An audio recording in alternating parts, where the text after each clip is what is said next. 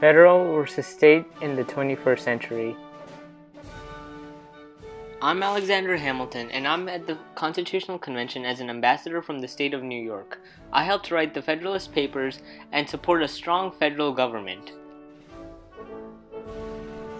I'm here representing Virginia at the Constitutional Congress. Along with Alexander Hamilton and John Jay, I helped write the Federalist Papers and am a strong Federalist, which means that I campaign for a strong central government. I, James Monroe, was elected to the House of Delegates. However, I was left off the Virginia delegation in the Constitutional Convention.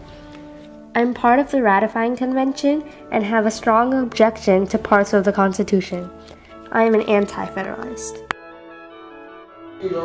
As many of you know, I am a proud member of the Virginia Committee of Correspondence and serve in the Virginia House of Burgesses. I'm notorious for my famous "Give me liberty or give me death" speech. I'm an anti-federalist. Hi everyone, my name is Sam Adams and I helped organize the Boston Tea Party as well as being one of the people who signed the Declaration of Independence.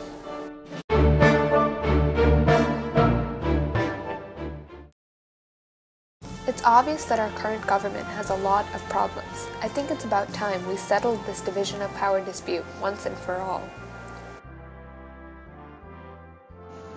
With all the power it has, the federal government could easily take away the people's rights. We don't want this government to be too tyrannical. This new constitution will be the key to a stronger union. We can't have the citizens running around and doing whatever they want, the way they were under the Articles of Confederation. We made a horrible mistake when the national government had too little control and authority. Shays' Rebellion can easily reoccur.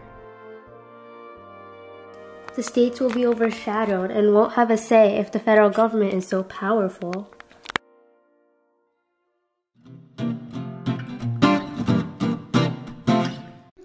With the Articles of Confederation, the government couldn't collect taxes. Without taxes, we couldn't pay the soldiers to maintain a military.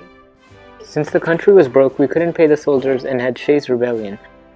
States by themselves aren't powerful enough. They require the federal government to declare war for them. Doesn't anybody remember what we've suffered through? If the states have power, we won't have another tyranny. The federal government shouldn't have so much power.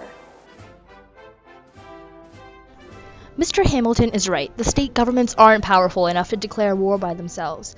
No one will take a state seriously, but as one nation, other countries will take notice. After long heated debates, both sides compromised. Taxation will be controlled by the national and local governments.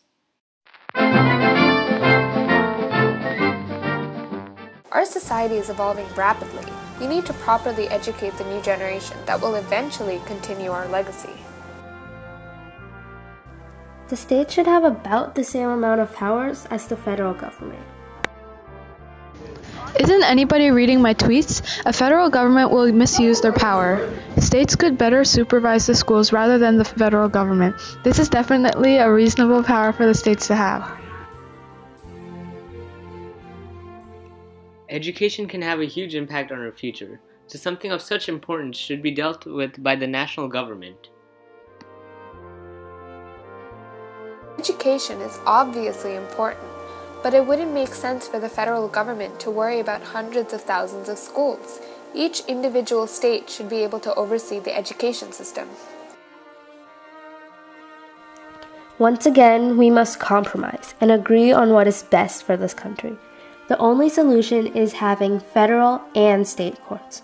The Supreme Court will be the federal court and the highest court in the country. Each state and local government will have its own court. The anti-federalists managed to convince the federalists that education should be administered by the state government.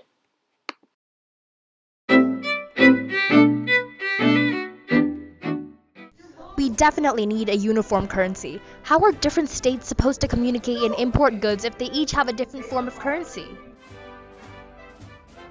If we leave it up to the federalists, our government will become a tyranny.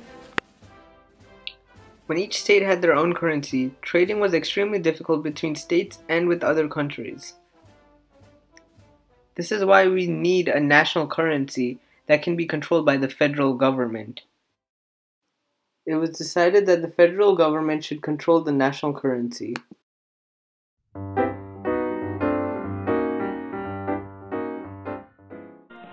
We need to learn from our mistakes in the Articles of Confederation. A major problem was that we didn't have a judiciary system to resolve arguments between states.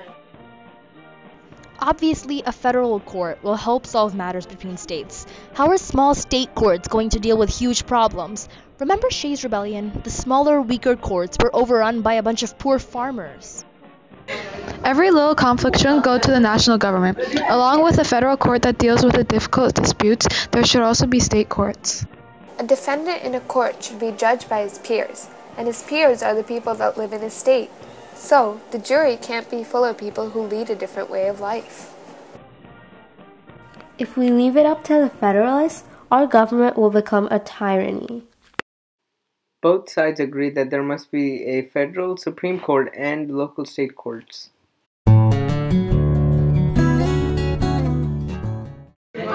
We ended up with an organized nation that can now support its citizens, but it may be too powerful.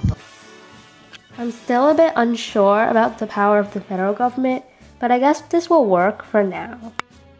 My goal was accomplished. The federal government doesn't have all the control. However, I still do wish that the states had some more power. Well, this isn't too bad. At least we compromised without any huge issues. Now we have a fair government where power is equally divided by the federal and state governments. During the Constitutional Convention, Federalists and Anti-Federalists compromised to reach an agreement on how federal and state powers would be balanced.